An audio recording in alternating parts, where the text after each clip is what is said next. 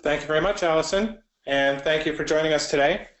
The agenda today, it's probably going to be about a 30-minute chat. I'm going to talk a little bit about NoSQL databases and the era of NoSQL databases, which we're in, and take a look at that from the kind of the good, the bad, and the ugly, and then talk about where I think that's headed next. Right? Most likely a SQL renaissance.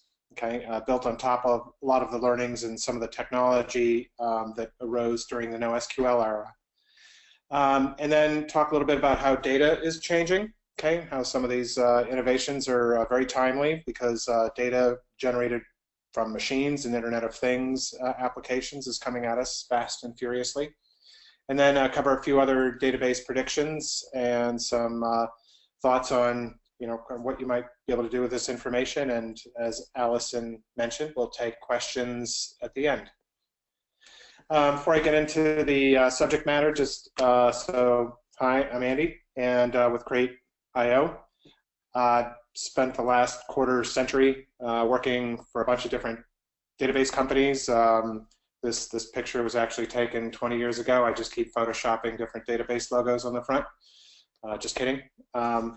I think the reason why I love working for all these database companies is that every time you're on the cutting edge with the new database, you're really enabling a whole new raft of software developers who are changing the way we learn and connect and do business and heal and educate, and it's really fascinating group of people to support from a data management standpoint. So that's why I'm such a database lover, and I'm going to share some of my observations made from the perspective of SQL database guy, NoSQL database guy with Cloud, and now back to kind of mix the two here at Create.io.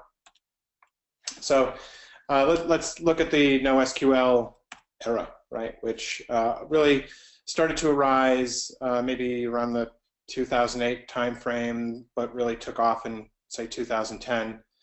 If we go back pretty far, like decades and decades, really up until 2005, the market was dominated by, a handful of vendors, and was really just a bunch of different sources for we now call traditional SQL databases, right? Really meant to run on a single machine, rigid relational schemas, and SQL used as the language to get at that data. In the early 2000s, really started with companies like Netezza and Greenplum and Vertica. Greenplum I now think called Pivotal. ParAccel, which I think is the kind of foundation for quite a bit of Redshift. It's really where the SQL database researchers started to invent databases that could scale out across a lot of cheap machines and work in clustered environments, and elastic databases and things like columnar databases were innovations at the time, and really revolutionized the amount of data we could query and how cost effectively we could do that.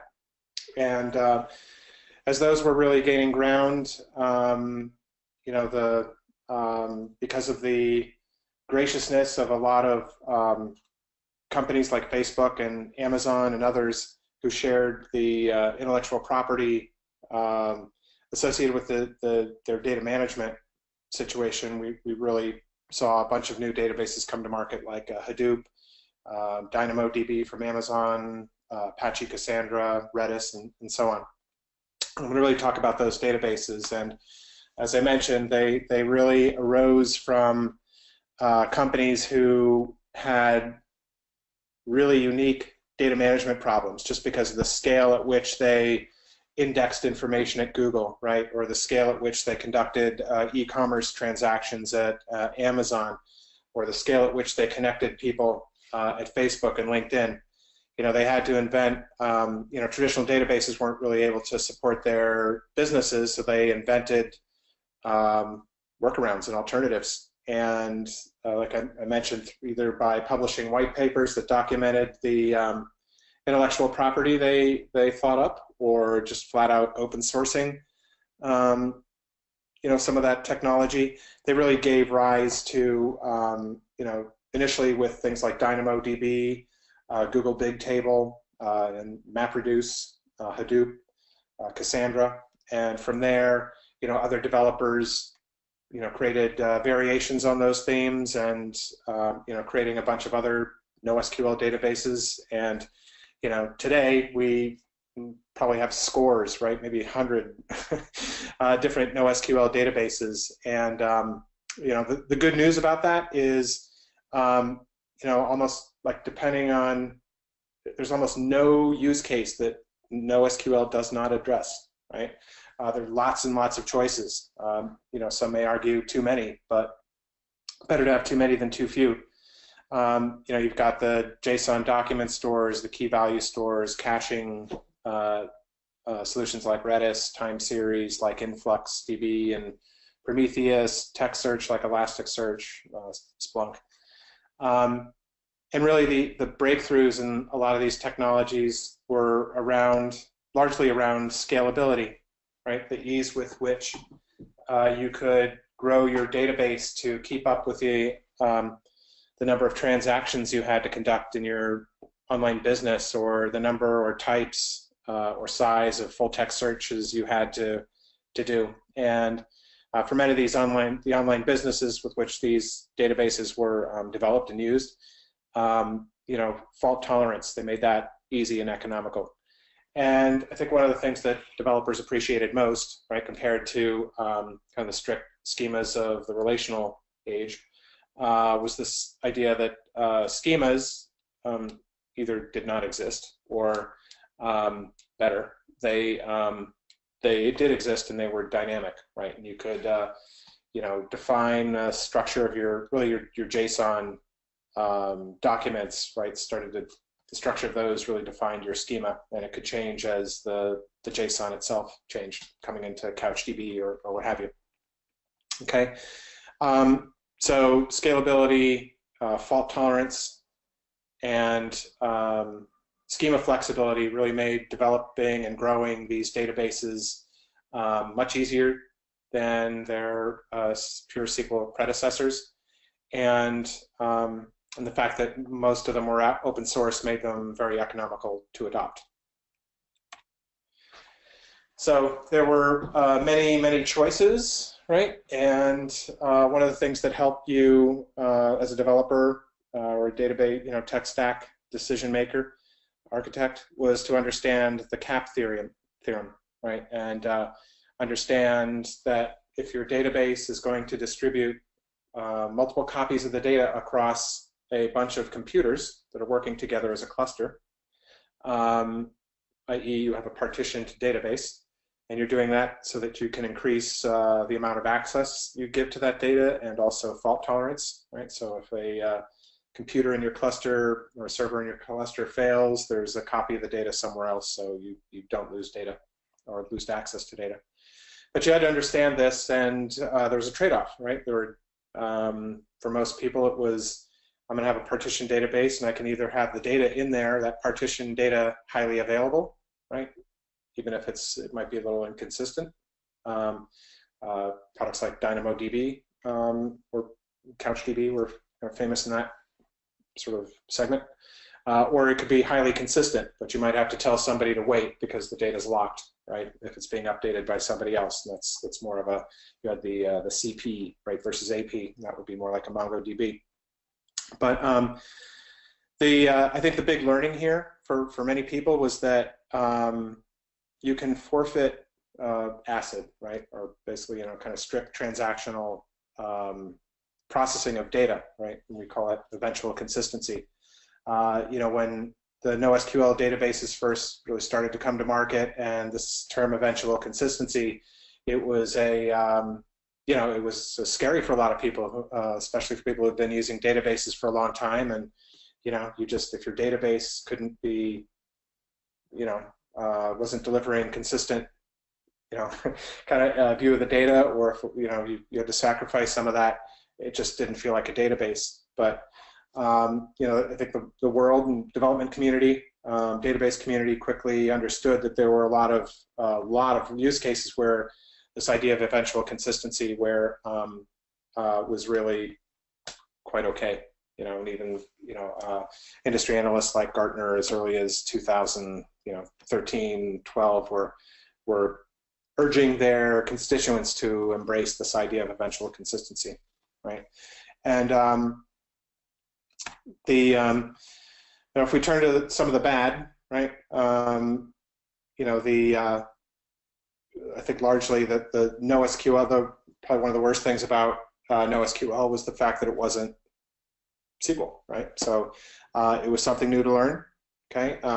Made it harder to integrate, especially in companies where you've got a lot of data, a lot of code, a lot of tools, a lot of people that are really kind of built up around SQL connectivity and interfaces, So now all of a sudden you're introducing databases that can't be accessed that way. It created more work for the team to make that data available to people through the new tools.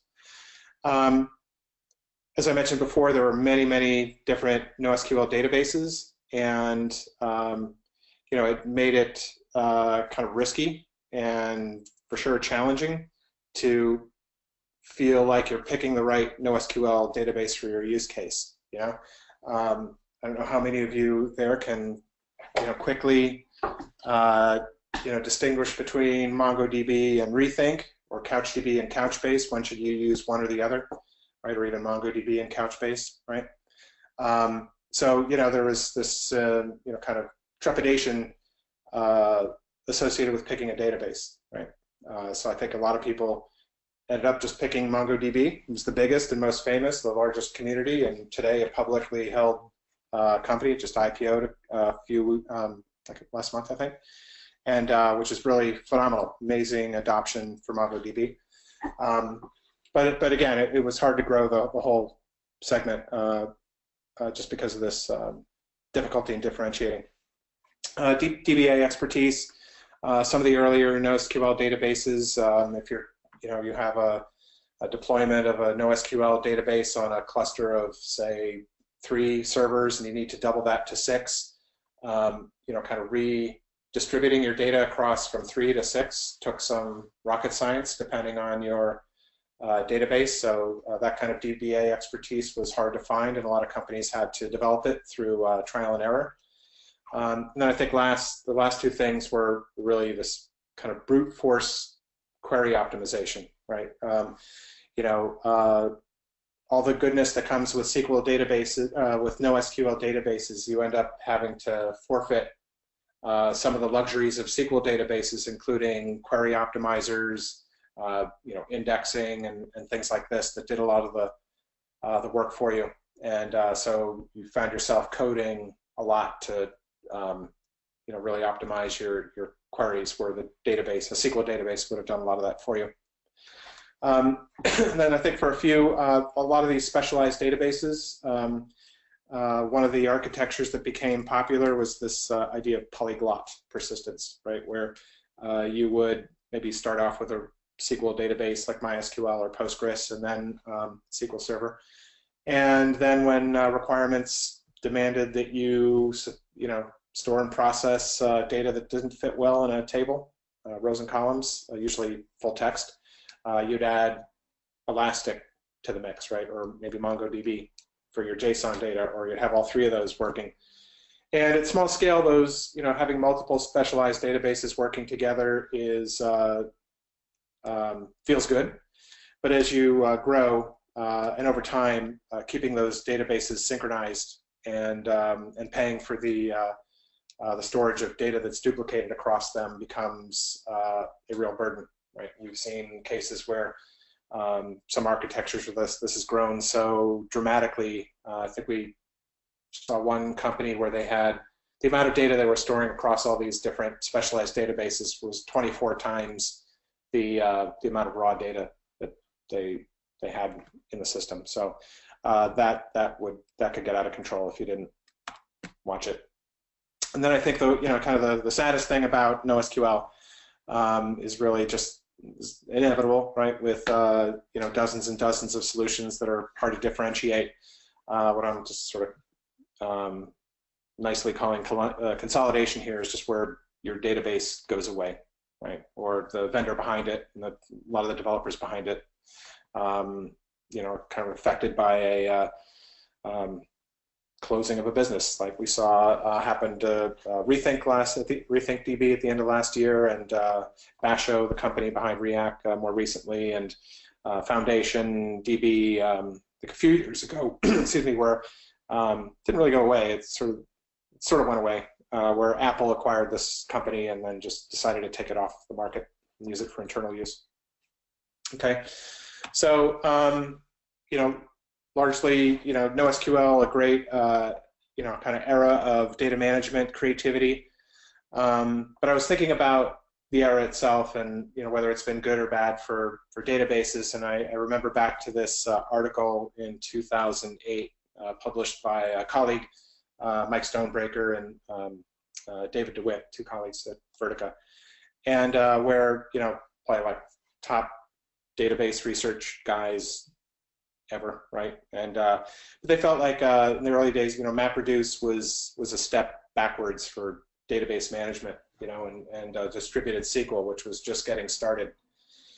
And the gist of the article was that it's really kind of throwing data management back to a time before databases existed, right? You're forfeiting the indexing and the query optimization and the high-level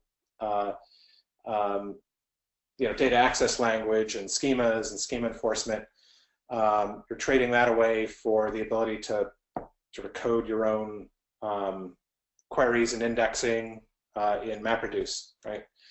And so their assertion was that MapReduce was a major step backwards, and I'll kind of project that onto NoSQL in general and ask, do we think NoSQL era was a step backwards or forwards for database technology? And I'm definitely in the camp of it's been a big step forward. And the reason I feel that way is that I feel like it's greatly expanded the number of people who are able to research and contribute technological solutions to data management, right? And like all the innovation that's happened in the last 5 to 10 years has been super exciting. I think it's helped the industry debunk or kind of really challenge assumptions about data management requirements, like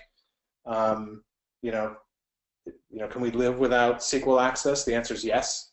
The NoSQL databases have made penetrated the data management market very deeply, unlike object databases back in the late 90s, and but still about a tenth of the size of the SQL developer market today. And then also this whole idea of eventual consistency, and do you need ACID? In some cases, absolutely. In every case, no, absolutely not, right? And I think the biggest benefit is the open source code and the thought leadership that's out in the public domain now and available to new database developers like Crate.io and Cockroach Labs and others who are building a new generation of SQL databases that have a lot of these NoSQL characteristics. So I'm going to switch gears a little bit and talk about what I think's coming next, right? No surprise, CrateDB is one of those. But I think what I'm starting to see is like I said, CrateDB, Cockroach DB, both new distributed SQL engines that are being built on top of NoSQL technology stacks, right? And giving people the benefits of the comfort and ease of integration that SQL provides, and ease of adoption. But again, all those amazing benefits that you get from NoSQL databases, like the dynamic schemas and the easy scaling and the fault tolerance and high availability. So really a combination of the best of both worlds, and then even some value add on top of that from both vendors.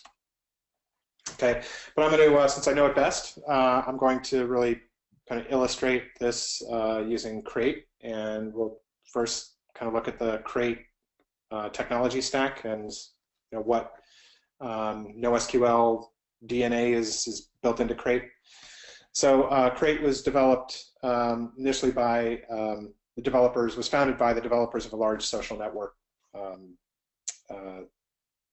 application in Europe. And again, where they had a polyglot, a bunch of different databases, MySQL, Elasticsearch, and running those together to support this large-scale system. And it just struck them like there's got to be a better way to do this. It would be a lot easier to have one database that could do both of these things. And that's what inspired Jörg Batlog and Bernd Dorn and others to start developing a distributed SQL engine on top of some of the NoSQL open source out there. And they chose Lucene and a little bit of Lucene storage and indexing, Elasticsearch, some of the clustering there as the basis, and for that, and Netty for network communications, and built this distributed SQL database on top of that. The query parser they borrowed from Facebook, but had to extend that to support updates, not just queries. So this is the kind of stack we're looking at now, and CockroachDB, similar, that it's built on different NoSQL database technology, RocksDB. Okay, more of that can obviously be found at their website. But on top of this, there were a bunch of other innovations in the distributed SQL layer, right, which really borrowed from some of the innovations in the kind of first generation distributed SQL. Number one,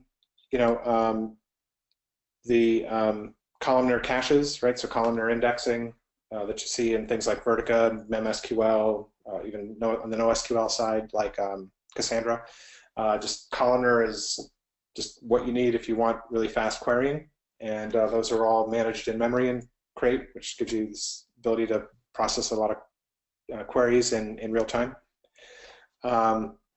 And then the scaling using the technology borrowed from the NoSQL databases and also built in in the microservices era, really made with a pure shared nothing architecture, allowed Crate to scale out in container environments super simply. And one of the innovations you see in the NoSQL databases that you saw in only a few, really most of the later NoSQL databases, is that they started to automate the rebalancing of data. So as you resize the cluster, or as nodes disappear from the cluster due to outages or something, the database is self-healing and will automatically move data, redistribute data around the cluster to make sure it's all highly available all the time, and is being accessed in kind of maximizing throughput for data access. Earlier NoSQL databases, and certainly earlier distributed SQL databases, were dependent on the DBA to do that manually. So this saves you a lot of work.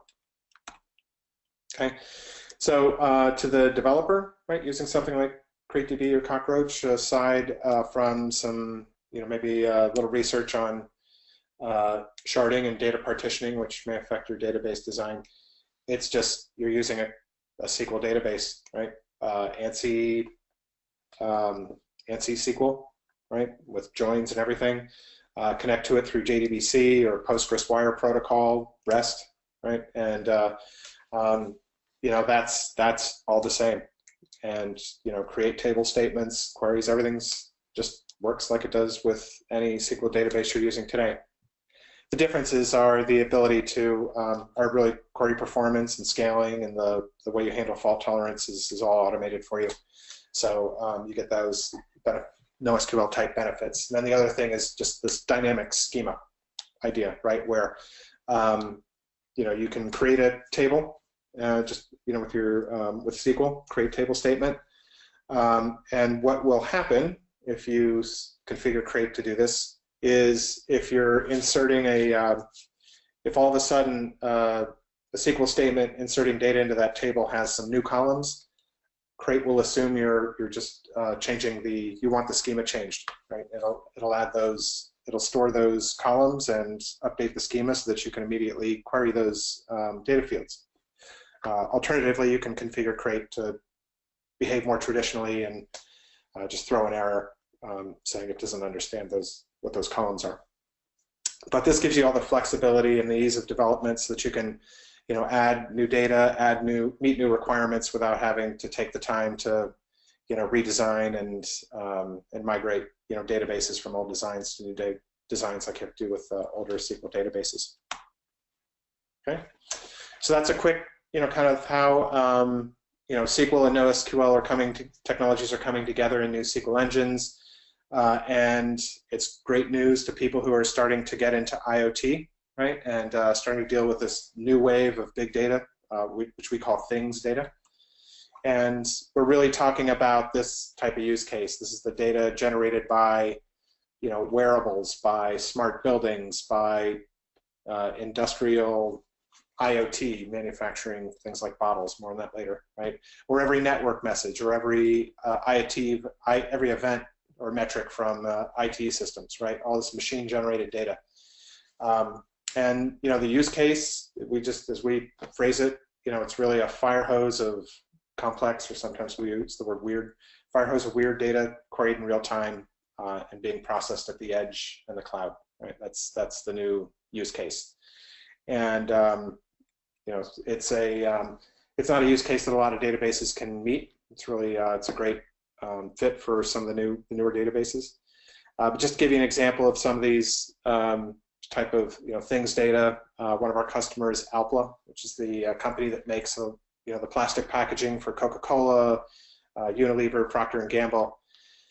And their big idea was to take the data that's being generated by their machinery, right? They have sensors all over these things. They have had those for years. They generate data and readings that the machinery itself uses to to detect and eliminate defects from production. And each production line has about 900 different types of sensors. But what they decided was that they could use this data and feed it to expert operators, right, through new dashboards that visualize the kind of the parameters, so the conditions under which these machines were operating, and have those people make optimizations to the machinery or instruct people on the factory floor to make repairs and things like that, and document outages much more efficiently than they could in the past, and it really helped them improve productivity and improve their labor cost situation, things like that. But this is they initially did this in SQL Server, 900 different sensor types equals 900 different JSON message formats, and that unfortunately translated to 900 different tables in SQL Server, and it made querying that data in these dashboards prohibitively slow, right? So it took about 3 to 5 minutes to refresh each chart in the dashboard, and there were about 24 of them. So with Crate, they were able to again combine all these sensors into one table, right? This dynamic schema capability, and also through this kind of scale out and the in-memory columnar caching and all that stuff, really reduce these queries down to about 1/3 of a second, so that it became possible for these operators to really see how the machinery was operating across dozens of factories each in real time. Okay, another machine data use case in cybersecurity, a company called Sky High Networks. Probably half, almost half of the internet traffic for almost half of the Fortune 500 goes through Crate and is used by Sky High to analyze internet traffic, looking for just suspicious or risky internet traffic, right? Shared credentials, traffic going to sketchy destinations, risky destinations, kind of known sort of security risks, and they flag that to their customers in real time.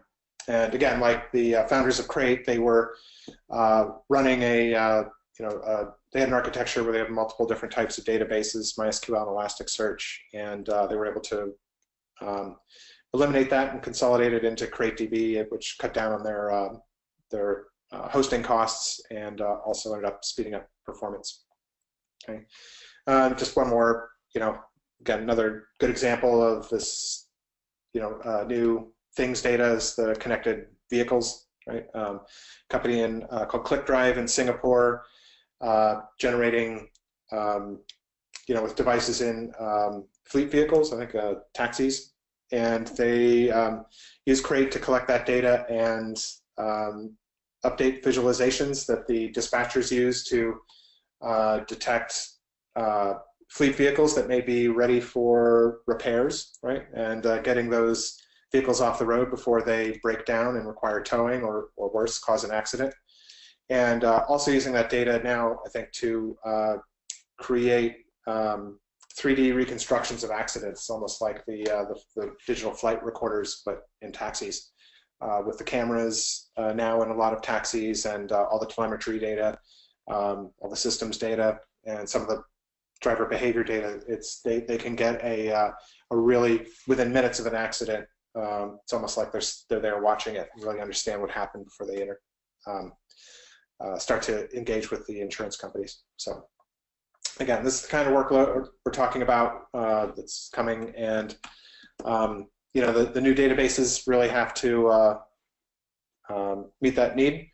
You know, traditional SQL databases like you know, MySQL and Oracle and others, you know, can't do that without great expense, right? You know, SQL certainly makes it easy to adopt and integrate, but dealing with the complexity of the data structures, i.e. like the ALPLA case study, or dealing with, you know, real-time querying of data that's coming in, streaming in, again, not something that traditional SQL does very well, and scaling, as we know, can be painful and costly. Then you've got the early distributed SQL databases like Vertica, and again, they're able to meet the query requirements, you know, but again, they're, you know, still in the sort of rigid relational schema era, and few of them are open source. So just from a cost standpoint, the ease of development and ease of sort of the data flexibility, you just don't get that from those. And then finally, you have NoSQL. I know they're specialized, and this column should actually vary, probably based depending on the specific NoSQL database. But just generally speaking, they're able to deal with these workloads pretty well. You know, different abilities to handle the real-time query performance and sometimes the data complexity. But, you know, all things being equal, using something that supports SQL versus something that doesn't, you know, it's just you have to ask yourself, what's the benefit of going down the NoSQL path if you know that integrating that database with tools or hiring people who are expert in it is not going to be as easy as it would be with SQL. So it's just one of those things where, oddly enough, SQL is now like a big differentiator. Okay.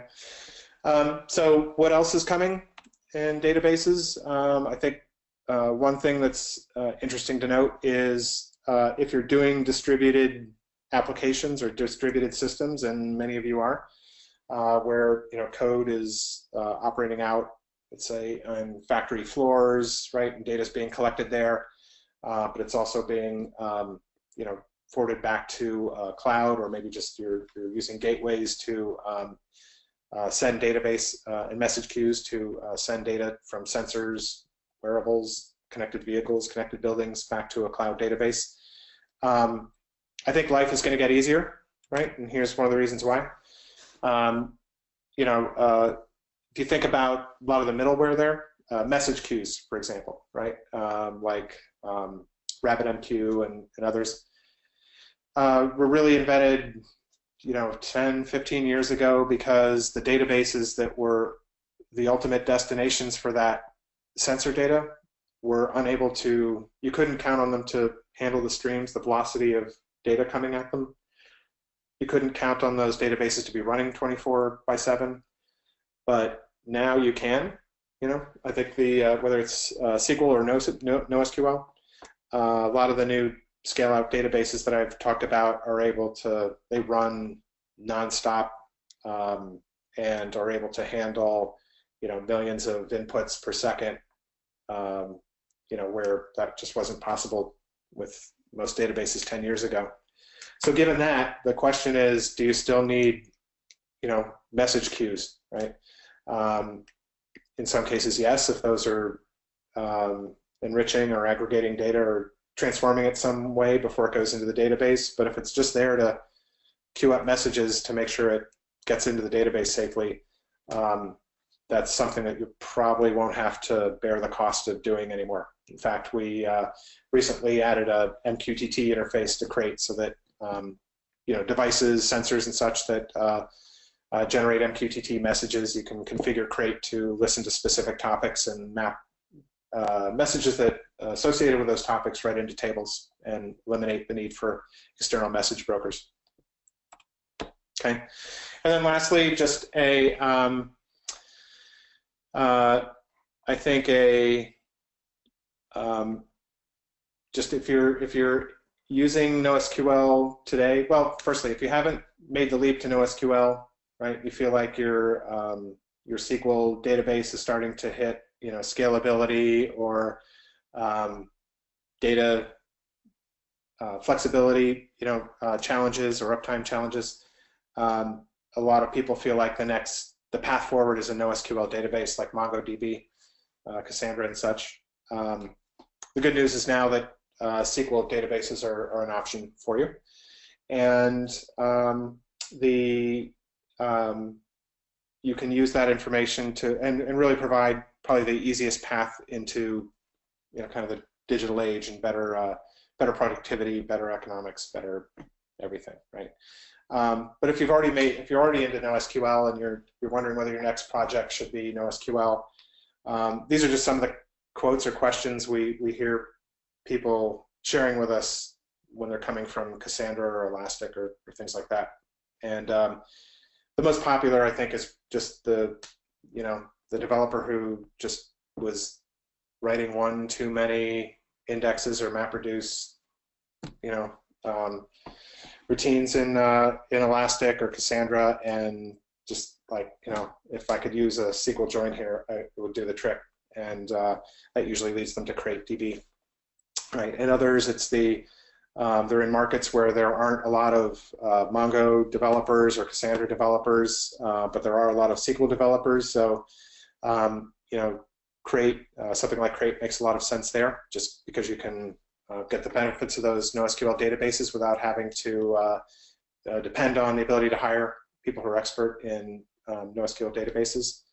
And the last one is just if you're using too many different databases together, a lot of times those very specialized databases like the time series ones, they just want to extend those and start to do more with the data besides look at what's happening when, and that's when it becomes hard or impossible to relate new data to that, and then they just look for something that's a little broader in capability.